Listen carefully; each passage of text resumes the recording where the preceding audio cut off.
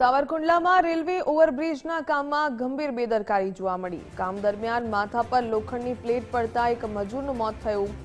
22 વર્ષીય બીજલભાઈ જીતેનભાઈ રોયનું મોત થયું। ઘટના સ્થળે સેફટી વગર મજૂરો પાસે કામ કરવામાં આવી રહ્યું હતું। જીયુડીસી વિભાગ ગાંધીનગરની દેખરેખ હેઠળ કામગીરી, ત્યારે નાના બાળકો અને મહિલા મજૂરો કામ કરતા હોવાનો આક્ષેપ। ભાજપ નેતાએ જ મજૂરોની સલામતી અંગે સવાલ ઉઠાવ્યા।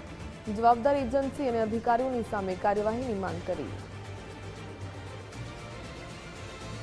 સાવરકુંડલા શહેરમાં મહુવા રોડ ખાતે જીયુડીસી દ્વારા ઓવરબ્રિજનું રેલવે ઓવરબ્રિજનું કામ અત્યારે ચાલી રહ્યું છે, જે 1 વર્ષ કરતાં પણ વધુ સમય થઈ ગયો છે, પરંતુ કામ સાવ ગોકળગાયની ગતિએ ચાલી રહ્યું છે, બિલકુલ ધીમી ગતિએ અને ઓછા મજૂરોથી ચાલી રહ્યું છે।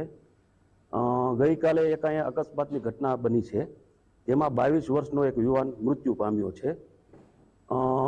જીયુડીસી અને આ જે એજન્સી છે તેની ઘોર બેદરકારી લીધે એક યુવાન વ્યક્તિ મૃત્યુ પામ્યો છે, તેના પરિવાર ઉપર આભ તૂટી પડ્યું છે।